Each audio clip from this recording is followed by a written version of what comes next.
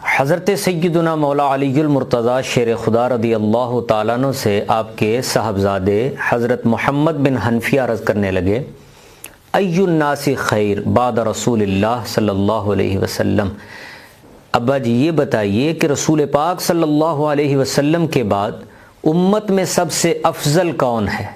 تو حضرت مولا علی المرتضیٰ رضی اللہ عنہ نے بلا توقف آپ نے فرمایا کہ حضور صلی اللہ علیہ وسلم کے بعد سب سے افضل ابو بکر ہیں۔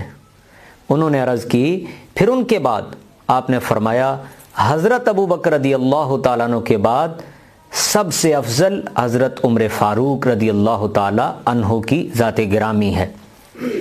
اس حوالے سے 12ویں صدی ہجری کے عظیم محدث گزرے ہیں سندھ کی سرزمین کے علامہ مخدوم محمد ہاشم ٹھٹوی علیہ رحمہ۔ انہوں نے کتاب لکھی الطریقۃ المحمدیہ فی حقیقت القطع بالافضلیہ۔ اس کتاب میں وہ 286 روایات یہی مولا علی المرتضیٰ رضی اللہ تعالیٰ عنہ کے فرمان عالی شان کے مختلف طرق سے لائے ہیں، کہ جس میں آپ فرما رہے ہیں کہ حضور صلی اللہ علیہ وسلم کے بعد امت میں سب سے افضل ابو بکر ہیں اور ان کے بعد حضرت عمر ہیں۔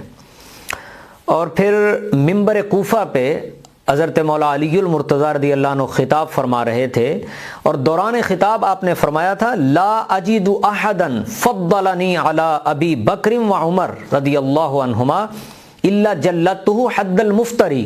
فرمایا خبردار جس نے مجھے ابو بکر و عمر پہ فضیلت دی تو میں اسے 80 کوڑے لگاؤں گا۔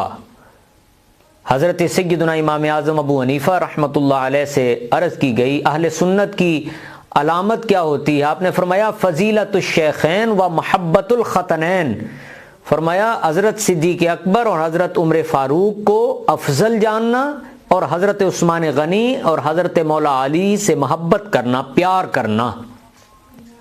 تو اس لیے جب حضرت مولا علی المرتضیٰ رضی اللہ عنہ نے فیصلہ کر دیا تو پھر اس پہ کسی بھی کلام کی ضرورت نہیں ہے، اور اسی پہ ہر مسلمان کا ایقان اور ایمان ہونا چاہیے اور عقیدہ یہی بنائے رکھنا چاہیے۔